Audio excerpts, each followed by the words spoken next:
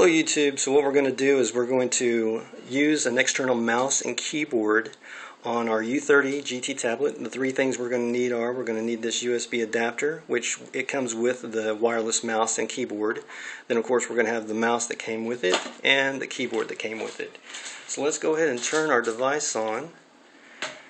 And it's going to be a very easy, quick demonstration just to prove that it's something that's going to work on here. So let's unlock it.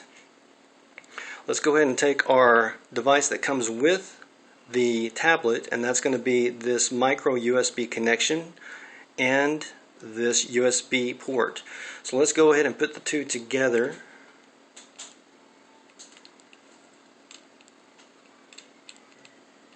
Okay, so there we go. That's connected, and now we're going to install the USB, micro USB that is, onto the port, which is right here, as you can see. So let's go ahead and do that. I'm not centered, but sorry about that. Okay, so that easily goes in there. It looks bigger on the screen than it actually is, but that is a micro USB. So now that's installed and we're ready to go. It's as simple as that. We now have access to our external mouse and keyboard. So let's just do a quick demonstration showing the use of it. And I'm on the mouse here. You could probably see that mouse right there. It's floating around. And let's open up this document right here. Just do a double click like you normally would. It's telling us that this is, let's clear this list. So this is just a trial version of this application, which I'm not demonstrating this application on this video. Let's open up a new document. We're just going to test the typing to prove that it does work. So I don't want that. Alright, so test. And this is on a different keyboard. Let me change the keyboard real quick. I'm going to use, let's go ahead and take this one out of here.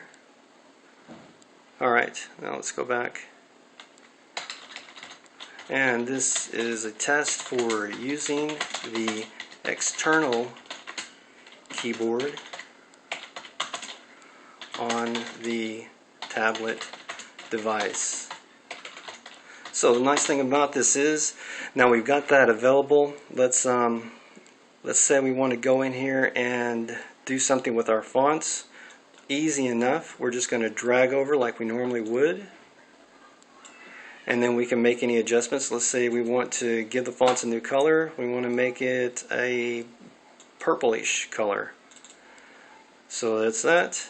And now we've got the purple color. So the mouse easily selects all that information the same way you would if you had the device connect to something else. Maybe we want to underline everything, so then we can underline it. So that's the example of it, and it's basically an easy enough example. We can go back. Let's discard our changes. We don't want to change anything. We can go and run into our other applications. Makes things a lot faster, and the reason that I'm key on getting this keyboard and this mouse installed is because I do a lot of applications on other operating systems, and the next thing I'm going to show in my next video is the Jump desktop application, which allows you to connect to different laptops or servers or computers that you have anywhere else by a virtual network.